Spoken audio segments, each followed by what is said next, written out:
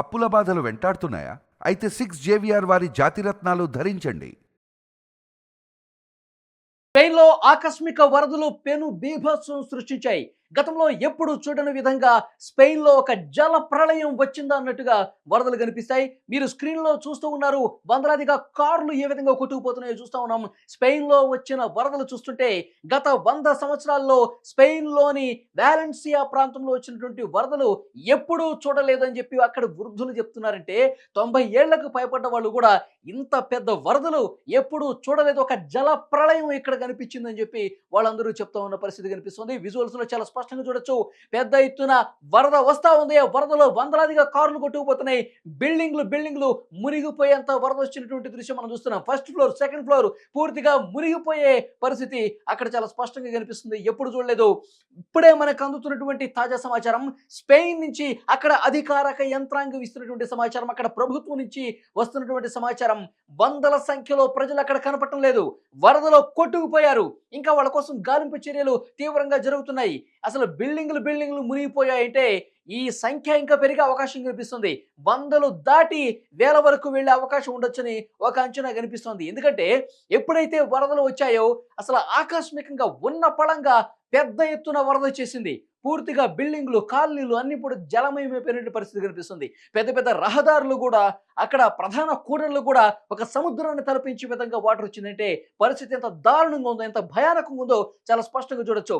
అసలు కాలు కింద పెట్టి రాలేనటువంటి పరిస్థితి కనిపిస్తుంది. అక్కడ పడవల్లో కూడా వెళ్ళలేని పరిస్థితి, అంత దారుణంగా వాటర్ వచ్చేసింది. విజువల్స్ లో చాలా స్పష్టంగా కనిపిస్తోంది. మనుషులు కొట్టుకుపోయారు, గలంతైపోయారు. వాళ్ళ కోసం గాలింపు చర్యలు కొనసాగుతున్నాయి. కొంతమంది బిల్డింగ్ల మీద ఉన్నారు. ఆ బిల్డింగ్ల మీద ఉన్న వాళ్ళకి ఆహార పొట్లాలు అందించడం కావచ్చు, వాళ్ళని సురక్షిత ప్రాంతాలకు తరలించడం కూడా అక్కడ ఉన్నటువంటి రెస్క్యూ సిబ్బందికి ఎంత ఇబ్బందికర పరిస్థితి ఉందో చాలా స్పష్టంగా దృశ్యాలు చూస్తుంటే మనకు అర్థమవుతుంది. ఎక్కడికక్కడ అన్ని మునిగిపోయిన పరిస్థితే కనిపిస్తోంది. గత కొన్ని సంవత్సరాలుగా ఇలాంటి ప్రళయం మేము చూడలేదు, ఇలాంటి జల ప్రళయం మేము చూడలేదు. అసలు ఎప్పుడు చూడనటువంటి వరద ఇక్కడ వచ్చింది. ఏమైపోయింది అసలు ఈ ప్రకృతి వినాశనం అంటే ఇదేనా అని చెప్పి అక్కడ ప్రజలందరూ కూడా చాలా బాధపడుతున్నటువంటి పరిస్థితి కనిపిస్తుంది. ప్రభుత్వ యంత్రాంగం ఎమర్జెన్సీ ప్రకటించింది. అత్యవసరం అయితే తప్ప స్పెయిన్ నుంచి ఎవరు కూడా బయటికి వెళ్ళొద్దు, ఎవరు కూడా ఉన్న పళంగా మీరు ప్రయాణాలు పెట్టుకోవద్దు, అలాగే స్పెయిన్లోని వాలెన్సియాకి ఎవరు కూడా రావద్దని చెప్పి హెచ్చరిక బోర్డులు కూడా జారీ చేసినటువంటి పరిస్థితి కనిపిస్తుంది.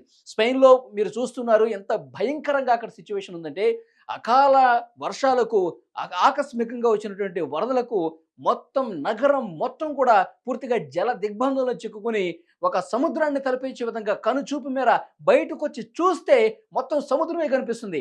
అక్కడ జనజీవనం పూర్తిగా స్తంభించిపోయింది. బిల్డింగులు చాలా వరకు మునిగిపోయాయి. అసలు వందలాదిగా గాలింపు చర్యలు వాళ్ళు కొట్టుకుపోవడంతో గాలింపు చర్యలు కొనసాగుతున్నాయి. అసలు అక్కడ ఉన్నటువంటి ప్రభుత్వ సిబ్బంది కూడా గాలింపుకి ఎంత ఇబ్బందికర పరిస్థితి ఉందంటే, వందల సంఖ్యలో ప్రజలు కనపడకుండా పోతున్నారు. మా బంధువులు ఎక్కడున్నారు, మా తండ్రి ఎక్కడున్నాడు, మా అమ్మగారు ఎక్కడున్నారు అని చెప్పి వాళ్ళందరూ కూడా కంప్లైంట్లు చేస్తున్న పరిస్థితి. వాళ్ళని ఆచూకీ కనుగొనడం పెద్ద సమస్యగా మారిపోయింది. కొన్ని చోట్లయితే మృతదేహాలు కనిపిస్తున్నాయి. వందల సంఖ్యలో మనుషులు కనపడకుండా పోతే పదుల సంఖ్యలో ప్రస్తుతం దొరికారు. ఇంకా వాళ్ళు ఏ మూలకు కొట్టుకుపోయారు, ఆ వాటర్తో పాటు ఎంత లోతట్టు ప్రాంతాలకు వెళ్ళిపోయారని చెప్పి వాళ్ళందరూ కూడా పడవలు వేసుకుని అధికార యంత్రాంగం గాలింపు చేస్తుందంటే ఎంత దారుణమైన పరిస్థితో చాలా స్పష్టంగా ఇక్కడ మనం అర్థం చేసుకోవచ్చు. స్పెయిన్లో మీరు విజువల్స్లో చూస్తున్నారు. కార్లు వందల సంఖ్యలో కొట్టుకుపోతున్నాయి, జనం కొట్టుకుపోతున్నారు. పూర్తిగా ఒక భయంకరమైనటువంటి, ఒక భయానకమైనటువంటి విపత్తుగా దీన్ని ప్రభుత్వం చెప్తోంది. కొన్ని సంవత్సరాలుగా ఎప్పుడు లేదు. ఇలాంటి విపత్కర పరిస్థితి ఎందుకు వచ్చిందో అర్థం కాని పరిస్థితి కనిపిస్తుంది. గతంలో మనం చూసాం, జపాన్లో చూసాం, చైనాలో చూసాం, మన భారతదేశంలో కూడా చాలా చోట్ల ఇలాంటి ఒక వరద వచ్చినటువంటి పరిస్థితి చూసాం. సో అంటే గతంలో వచ్చినటువంటి పరిస్థితికి ఇప్పటికి కొంత భిన్నమైన పరిస్థితి ఏంటంటే, ఇక్కడ గాలి ఏం లేదు, తుఫాను పెద్దగా ఏం లేదు, వాటర్ ఫ్లో అనేది ఎక్కువగా ఉంది. విపరీతంగా వరద ఫ్లో కావడంతో మొత్తం మునిగిపోయారు. జనం కూడా వందలాదిగా చనిపోయినటువంటి పరిస్థితి కనిపిస్తుంది. ఎమర్జెన్సీ ప్రకటించారు.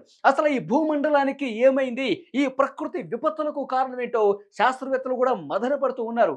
ఏదో మూల, ఏదో ఒక చోట ఇలాంటి జల ప్రళయాలు వస్తున్నటువంటి పరిస్థితి కనిపిస్తుంది. చైనాలో కావచ్చు, జపాన్లో కావచ్చు, తర్వాత ఇంతకుముందు మనం మాట్లాడుకున్నట్టుగా అమెరికాలో, దుబాయ్లో ఇలాంటి పరిస్థితి కనిపించింది. నగరం మొత్తం కూడా జలమయమైపోయింది, జల దిగ్బంధంలో చిక్కుకుంది. చాలామంది పైనుంచి హెలికాప్టర్లో సిబ్బంది వచ్చి అక్కడ వాళ్ళందరినీ సురక్షిత ప్రాంతాలకు తరలిస్తున్నారు. ఎంత రెస్క్యూ చేస్తున్నారో, ఎంత రిస్క్‌తో కూడుకున్నటువంటి పనో దీన్ని బట్టి మనకు అర్థమవుతుంది. ఇంకా అక్కడ ప్రమాదపు అంచునే స్పెయిన్‌లోనే వాలెన్సియా నగరం ఇంకా ఉంది. సో, అక్కడ ఇంకా ప్రమాద ఘంటికలు మోగుతున్నటువంటి పరిస్థితి కనిపిస్తోంది. అసలు ఎప్పుడు ఏం జరుగుతుందో తెలియట్లేదు. ఎటువైపు నుంచి వాటర్ వస్తాయి, ఎటువైపు నుంచి ఈ వరద ఫ్లో అనేది వస్తుంది, ఎప్పుడు ఏ బిల్డింగులు మునిగిపోతాయో తెలియని పరిస్థితి కనిపిస్తోంది. సో, ఈ నేపథ్యంలో అక్కడ ఒక బీభత్సం కనిపిస్తున్నటువంటి పరిస్థితుల్లో ప్రభుత్వం అప్రమత్తంగా ఉండి చర్యలు తీసుకుంటోంది. శాస్త్రవేత్తలైతే మల్లగుల్లాలు పడుతున్నారు. అసలు ఏమైంది ఈ ప్రపంచానికి, ఈ భూమండలానికి? ఎందుకు ఇట్లా ఆకస్మికంగా వరదలొస్తున్నాయి? ఎందుకు ఇట్లా ఆకస్మికంగా ఇవన్నీ కూడా జరుగుతున్నాయి విపత్తులు అని చెప్పి తలలు పట్టుకుంటున్నారు. ఈ భూమండలానికి ఏమన్నా ప్రమాదం పొంచి ఉందా? సమీప భవిష్యత్తులో యుగాంతానికి ఇదేమన్నా దారి తీస్తుందా? యుగాంతం రావటానికి ఇదేమైనా సంకేతమా? ఇలాంటి చర్చ పెద్ద ఎత్తున జరుగుతుంది.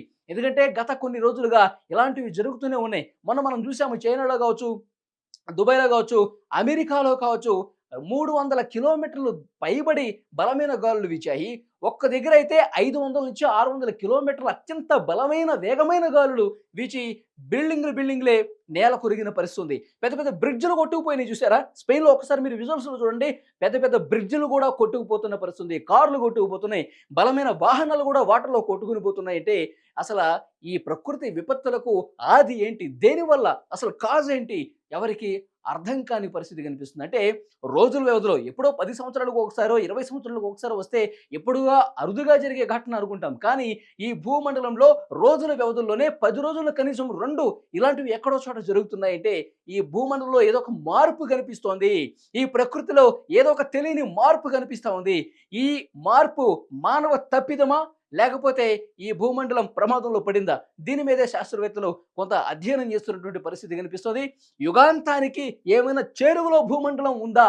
అసలు ఈ భూమిని వదిలేసి వేరే గ్రహానికి వెళ్ళిపోవాలా? అని చెప్పి శాస్త్రవేత్తలు కూడా కొంత ఆందోళనలో ఉన్నటువంటి పరిస్థితి కనిపిస్తుంది. నిజంగా స్పెయిన్‌లో అయితే 100 సంవత్సరాల కాలంలో ఎప్పుడూ చూడని వరద చూస్తున్నటువంటి పరిస్థితి ఇక్కడ కనిపిస్తా ఉంది.